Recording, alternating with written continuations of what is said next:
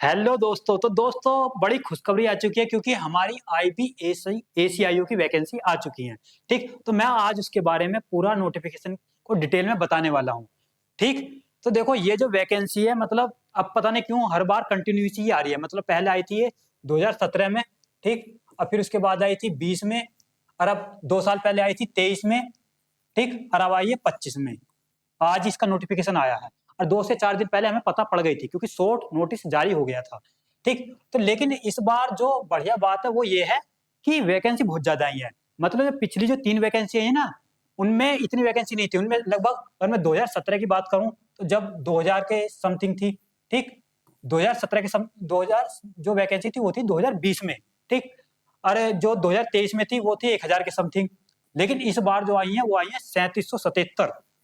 बहुत बढ़िया वैकेंसी आई है, मतलब बहुत बढ़िया मौका है स्पेशली किसके लिए, सीजीएल वालों के लिए। ठीक, क्योंकि इसका एग्जाम पैटर्न ऐसा ही रहता है। लेकिन अगर लेवल की बात करें तो लेवल थोड़ा हार्ड रहता है। लेवल यूपीएससी वाला रहता है लेकिन एग्जाम पैटर्न सीजीएल वाला रहता है। ठीक, तो बहुत बच्चे ऐसे होते हैं जिनका सीजीएल में सिलेक्शन नहीं हो रहा, तो शायद यहाँ हो जाए क्योंकि सेम पैटर्न रहता है। ठीक, तो इसका जो नाम है वो है, तुम्हें पता ही होगा, असिस्टेंट सेंट्रल इंटेलिजेंस ऑफिसर। ठीक, सेकंड यानी ग्रेड सेकंड बोलते हैं इसे। अब थोड़ा सा इसके बारे में देखो, मैं बता देता हूँ आपको।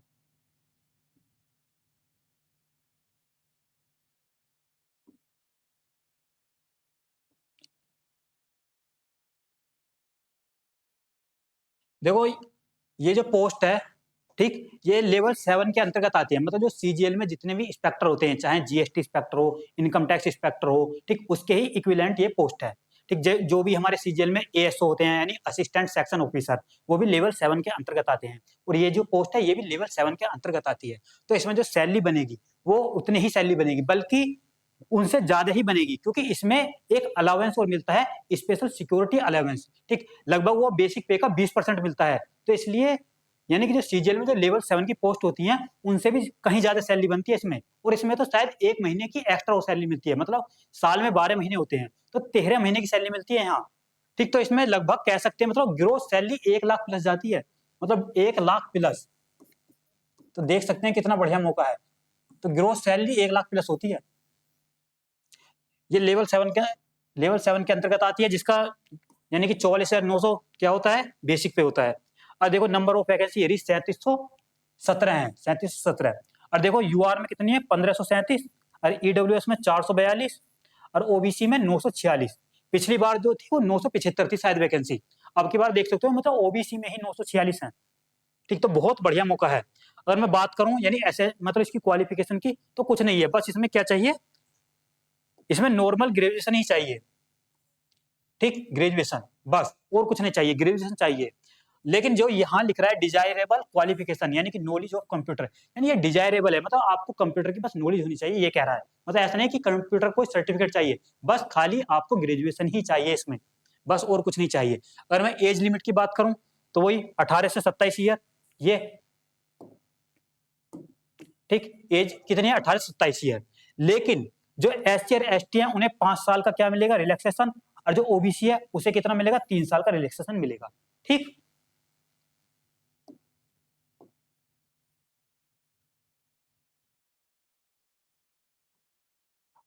और देखो एक बात और ध्यान रखना, इसमें मतलब पीडब्ल्यूडी यानी पीडब्ल्यूडी वाले जो कैंडिडेट होते हैं वो अप्लाई नहीं कर सकते, ये रहा।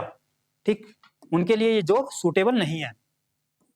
ठीक, पीडब्ल्यूडी के लिए सूटेबल नहीं है, तो वो इसमें एप्लीकेबल नहीं है।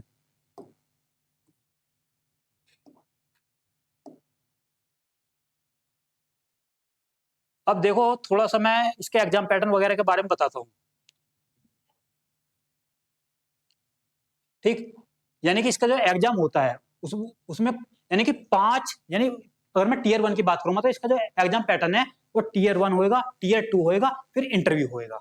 ठीक है, टीयर 1 होएगा मतलब ऑब्जेक्टिव, और जो टीयर 2 होता है वो होता है डिस्क्रिप्टिव यानी लिखने का, और फिर उसके बाद होता है इंटरव्यू। तो ये इसका एग्जाम पैटर्न है। अगर मैं टीयर 1 की बात करूँ, ठीक, तो इसमें हमारे 5 सब्जेक्ट आते हैं। कौन कौन से, देखो पांचों का मतलब बराबर रोल है। Current affair, general studies, numerical aptitude, अरे रीजनिंग, जैसे मतलब रीजनिंग कह दो इसे सिंपल भाषा में, और इंग्लिश। ठीक, तो इसमें 5, बस इसमें ये ध्यान रखना जो करंट अफेयर है, करंट अफेयर इसमें 20 नंबर की मतलब 20-20 नंबर का वेटेज है सबका, ठीक, पांचों का 20-20 नंबर मिला के यानी 100 नंबर का होएगा, मेरा 100 मार्क्स का 1 घंटे का पेपर है, ठीक। तो देख सकते हैं मतलब करंट अफेयर इसमें ठीक ठाक आता है, यानी अलग से ही पूछ रहा है करंट अफेयर 20 नंबर का। अरे आप मतलब अगर पिछली बार का पेपर ठाके देखोगे 2023 का, ठीक, 2023 का जो पेपर देखोगे बहुत अच्छे लेवल का पेपर है, आप एक बार देख भी सकते हो। मतलब मैथ में भी उसमें स्टेटमेंट वाले क्वेश्चन थे, मतलब अच्छा लेवल कह सकते हो, मतलब ये कह सकते हो कि यूपीएससी जैसा लेवल होता है ना ऐसा पूछता है इसमें, ठीक। एग्जाम पैटर्न बेशक सीजीएल वाला है लेकिन लेवल इसमें बहुत अच्छा होता है, सीजीएल से कहीं ज्यादा अच्छा होता है, ठीक। और तो इसलिए इसकी कट ऑफ भी उसी के हिसाब से जाती है, हालांकि इसकी कट ऑफ ऑफिशियल मतलब डिस्क्लोज नहीं होती, जो इसकी कट ऑफ होती है वो ईमेल के माध्यम से जिन बच्चों का यानी टीयर 1 क्वालिफाई होता है और वो टीयर 2 में पहुंचते हैं तो ईमेल के माध्यम से उन्हें पता पड़ता है, इसकी मतलब ऑफिशियल कट ऑफ जारी नहीं होती। तो जब भी मैं वैसे बता देता हूँ यानी कि 2023 की कट ऑफ इसकी लगभग कितनी गई थी, 100 में से आप कह सकते हो ज्यादातर बच्चों के जिनके 50 नंबर थे वो क्वालिफाइंग कर गए थे टीयर 2 के लिए, ठीक। तो ये था, पर पेपर भी अच्छे लेवल का था, ऐसी बात नहीं। और जो नेगेटिव मार्किंग बात करूं तो 1/4 होती है, 1/4 की क्या होती है नेगेटिव मार्किंग। अरे ये जो पैटर्न है ना मतलब जैसे जनरल स्टडीज की बात करूं या न्यूमेरिकली एप्टीट्यूड, वो ये जो सीजीएल वाला लेवल होता है, मतलब जो सीजीएल में जिस प्रकार क्वेश्चन आते हैं ऐसी आती हैं, बस थोड़ा सा अपर लेवल कह सकते हो, यानी जो ऐसे सीजीएल की तैयारी कर रहे हैं उनके लिए तो ये बहुत ही बढ़िया है, ठीक। उन्हें कुछ अलग से नहीं करना, पर थोड़ा ये ध्यान रखना मतलब ये जो जॉब है ये थोड़ा आईबी की है, यानी कि नाम से ही पता पड़ रहा होगा इंटेलिजेंस ब्यूरो, यानी कि थोड़ा स्पाई वाली फीलिंग आएगी इस जॉब में जाकर आपको, जैसा आपने मूवी में देखा होगा, ठीक, जैसे फैमिली मैन मूवी देखी होगी, ठीक। तो कुछ कुछ ऐसा ही वर्क है, ठीक है, ऐसे नहीं कह सकते कि जैसा फिल्मों में दिखाते हैं सेम ऐसा वर्क है, पर हाँ आपको मतलब ऐसा ही मतलब इन्वेस्टिगेशन ही करनी है, ठीक, कुछ कुछ ऐसा ही वर्क है। तो इसलिए आप इसमें मतलब जाकर ऐसा नहीं कि आप अपने आप को जैसे इसमें सिलेक्शन होगा मानो, ठीक, तो सिलेक्शन होने के बाद आप अपने आप को ऐसे नहीं दिखा सकते मतलब चारों तरफ की हमारा सिलेक्शन हो गया, आजकल मतलब यही है, मतलब हर कोई मतलब जैसे सिलेक्शन हो जाता है तो वो यही चाहता है कि सबको पता पड़ जाए कि मेरा सिलेक्शन हो गया है और सबको पता पड़ जाए कि मैं इस डिपार्टमेंट में काम करता हूँ और मेरी पावर मतलब अच्छा लगे मुझे, तो इसमें ऐसा नहीं है। अगर आपका सिलेक्शन होगा तो आप मतलब समाज से दूर हट जाओगे, मतलब आप अपने आप को ऐसे नहीं दिखा सकते सबको, यानी कि सबको ये नहीं बता सकते कि मैं इस डिपार्टमेंट में काम करता हूँ, आपको सीक्रेसी से रहना पड़ेगा, ठीक। तो ये इसका रूल एंड रेगुलेशन है। अगर मैं इसके बात करूं मतलब डिस्क्रिप्टिव वही मतलब सोना 100 मार्क्स का था क्या हो गया हमारा, ठीक, यानी कि टीयर 1 इसे क्वालिफाई कर जाएंगे तो फिर होएगा हमारा डिस्क्रिप्टिव पेपर यानी टीयर 2, ठीक, जो कि होता है 50 मार्क्स का, ठीक। तो ये जो होता है ये इंग्लिश में ही होता है, यानी हिंदी मीडियम वाले जो बच्चे हैं तो उनके लिए थोड़ी दुखद वो है ये, अगर इंग्लिश थोड़ी बहुत लिखनी आती है तो कोई बड़ी बात नहीं है क्योंकि ये इंग्लिश में ही होता है। इसमें ठीक 20 मार्क्स का ऐसे आता है और 10-10 मार्क्स के मतलब यही इंग्लिश कॉम्प्रिहेंशन, तो ये 50 मार्क्स का होता है डिस्क्रिप्टिव। फिर इसके बाद क्या होगा इंटरव्यू होगा, ठीक, इंटरव्यू जो होगा वो 100 मार्क्स का होगा और इसके बाद सीधा फाइनल रिजल्ट आता है। अगर जैसे मैं बात करूं अब इसका नोटिफिकेशन आया लगभग 2 से 2 ढाई महीने का टाइम मिलेगा आपको टीयर 1 के लिए, ठीक, टीयर 1 के लिए 2 ढाई महीने का टाइम मिलेगा, बस ज्यादा टाइम नहीं मिलता, पिछली बार भी ऐसे ही मिला था।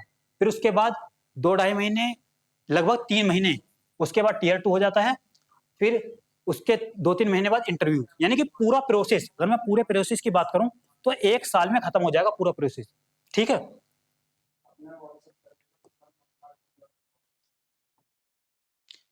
और तो कुछ ऐसा ऐसा कुछ है नहीं, ये तो सेंटर है।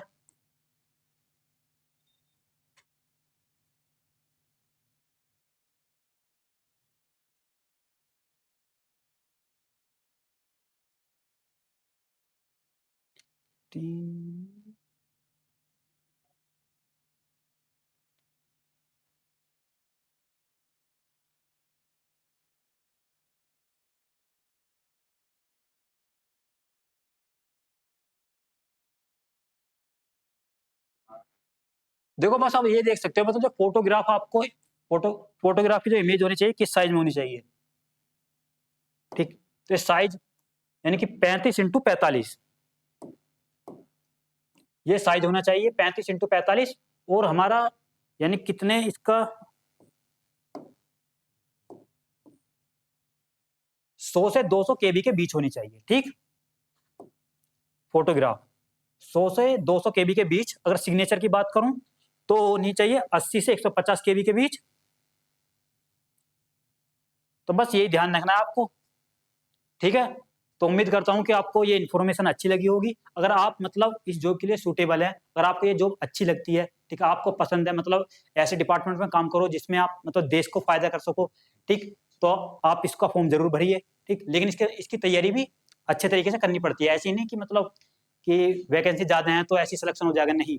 मतलब ठीक-ठाक अच्छे लेवल का पेपर होता है। अरे, आप देख भी सकते हो, मतलब पैटर्न तो सीजीएल जैसा है ही, लेकिन जो इसका प्रोसेस है, कह सकते हो जैसे इंटरव्यू भी है इसमें, ठीक, क्योंकि यूपीएससी भी इंटरव्यू लेता है, तो लेवल यूपीएससी जैसा कह सकते हो।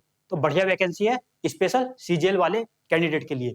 लेकिन इसमें जो कंपटीशन होता है ना, यानी यूपीएससी वाले बच्चे और सीजीएल वाले बच्चे दोनों का ही कंपटीशन होता है, ठीक, दोनों ही बच्चे इसमें फॉर्म भरते हैं। ठीक है, तो मिलते हैं नेक्स्ट वीडियो में। Thank you.